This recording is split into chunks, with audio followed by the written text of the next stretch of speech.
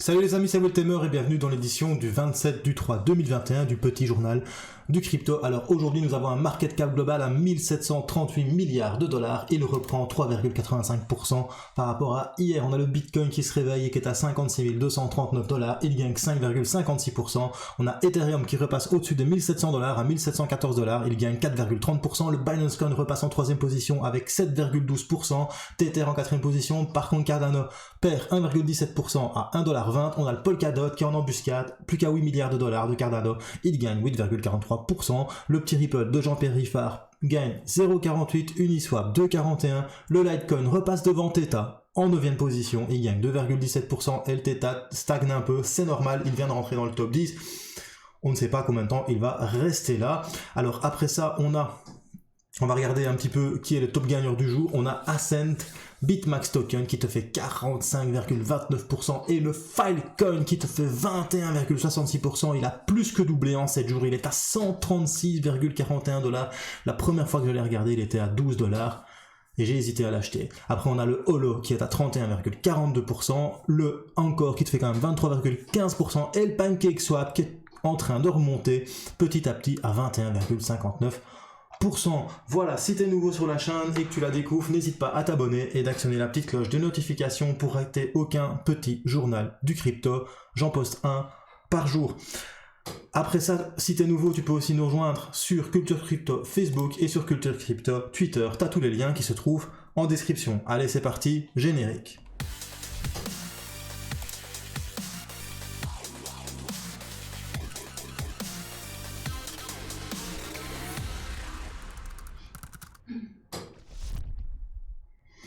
Alors avant toute chose, j'espère que vous allez bien, que vous passez un bon petit week-end. Moi, ça va plutôt bien. Alors aujourd'hui, on a le relancement de culturecrypto.fr. On recommence les articles avec un tout nouveau contributeur. C'est Wapaka qui s'y connaît en NFT et en jeux blockchain.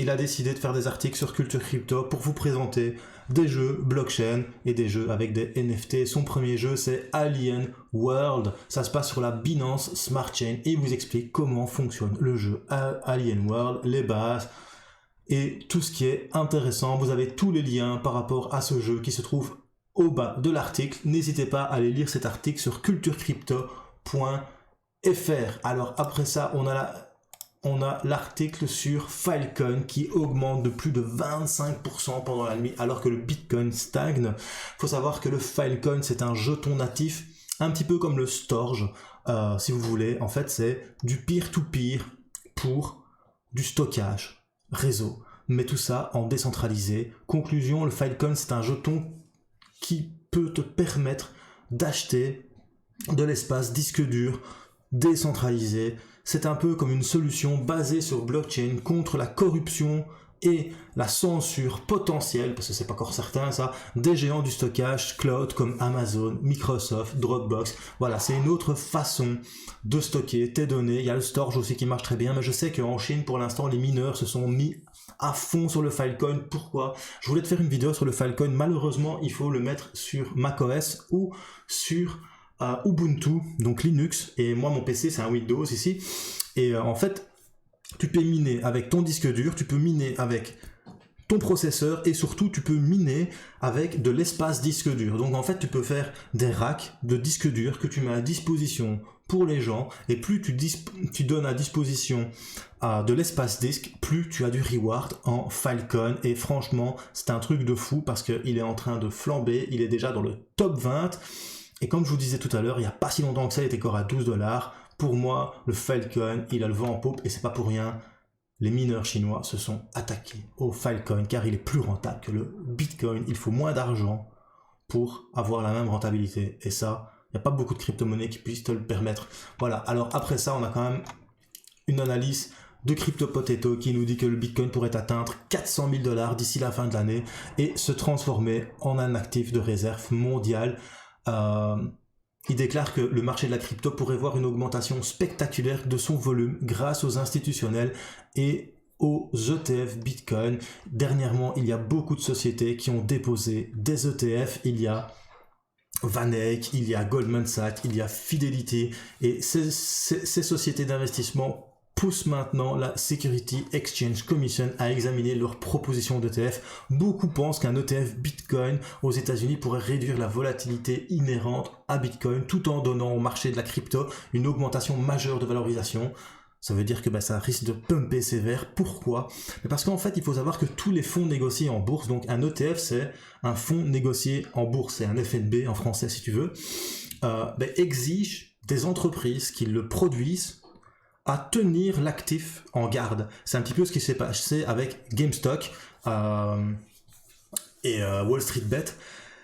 Si vous voulez, si ETF il y a, et à chaque fois qu'il y a des gens qui vont acheter l'ETF, derrière, Fidelity va devoir acheter du Bitcoin pour assurer la liquidité de cet ETF. Du coup, et le mettre dans son coffre-fort. Du coup, ils vont pas avoir d'autre choix, ces entreprises-là, que de faire des achats massifs de Bitcoin. Car si Goldman Sachs, Van Eck, Fidelity devraient soutenir le Bitcoin et un ETF Bitcoin, ils n'auraient pas d'autre choix que de faire des achats massifs, car si eux lancent un ETF, les institutionnels et tous les traders particuliers professionnels de Wall Street vont s'engouffrer dans la brèche et ça risque d'exploser sévère. Voilà pourquoi un ETF pourrait être une bonne chose aussi pour le Bitcoin. Perso, j'étais un petit peu contre le Bitcoin, c'est du Bitcoin papier, mais faut pas oublier qu'ils sont obligés de garder la valeur réelle dans leur coffre et ça c'est quand même plutôt important. Alors après ça, on a une autre petite news, c'est Stellar Lumen qui entre maintenant dans la liste des 3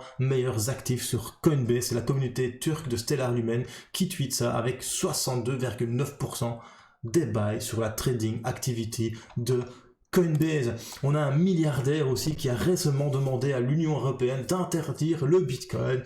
Eh bien 10 jours plus tard, monsieur, comment il s'appelle encore? Spetalen a décidé de faire marche arrière et à la place de dire à l'Union européenne d'interdire le Bitcoin, il s'est fait tout qu'on fait, je vais peut-être investir dedans. Pourquoi est-ce qu'il voulait interdire le Bitcoin? Parce que selon lui, la seule chose sur laquelle il a fait une analyse, c'est que le Bitcoin consomme aujourd'hui autant d'énergie que toute la consommation d'énergie de la Norvège. C'est extrêmement hostile à l'environnement.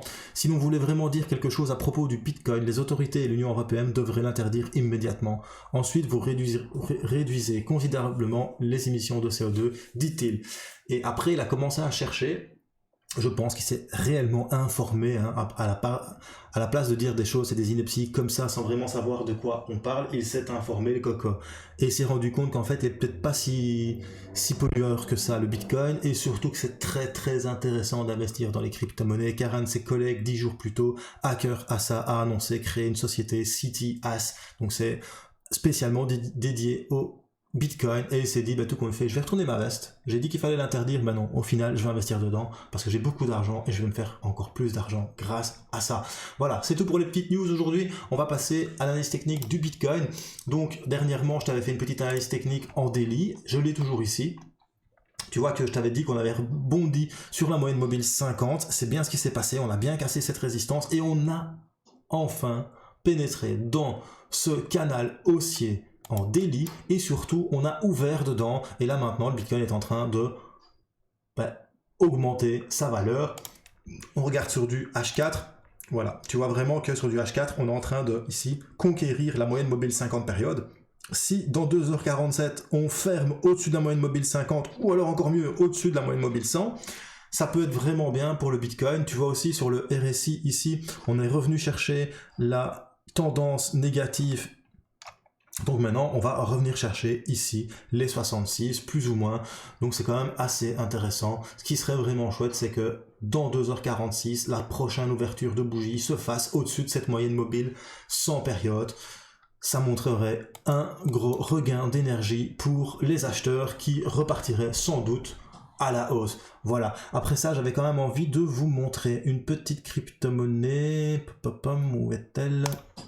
Voilà, une crypto qui est plutôt bien mise pour peut-être nous faire un petit pump. Attendez, je ne sais pas où je l'ai mise. Voilà, non. Ah, je la trouve pas. Voilà, c'est le Litecoin, pardon. Donc, mon petit Litecoin, moi j'ai... Ça, c'est mon dernier trade. Hop. Hop. Hop. Sans vire, désolé, mais je fais ça en direct. Enfin, vous ne voyez pas en direct. Mais je fais ça directement. En fait, le Litecoin, j'ai remarqué qu'il était... il avait rebondi ici et là.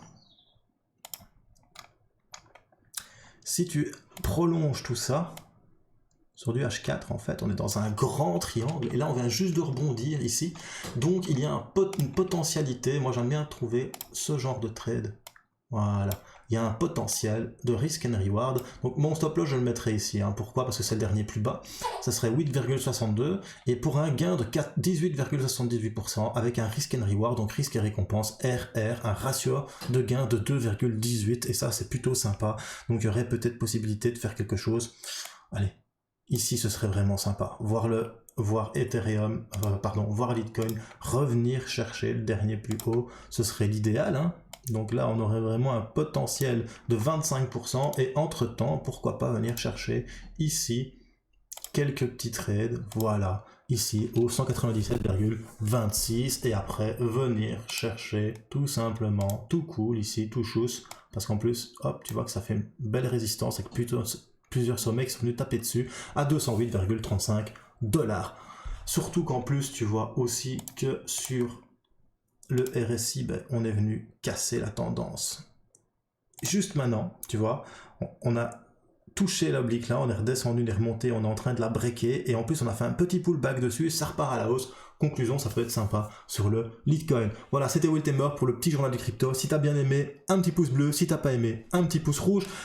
Je voudrais aussi remercier toutes les personnes qui ont acheté un t-shirt Choose Life, Choose Freedom, Choose Bitcoin. Il y a même une personne qui m'a acheté 4 mugs d'un coup, ça fait super plaisir. J'espère que c'est pour ton bureau et que tu travailles dans une banque, ça serait vraiment comique. Enfin voilà, merci à tous. Si vous avez envie aussi de participer à soutenir la chaîne, ça se passe en description, pardon. Et surtout bro, n'oublie pas, Choose Life, Choose Freedom et Choose Bitcoin.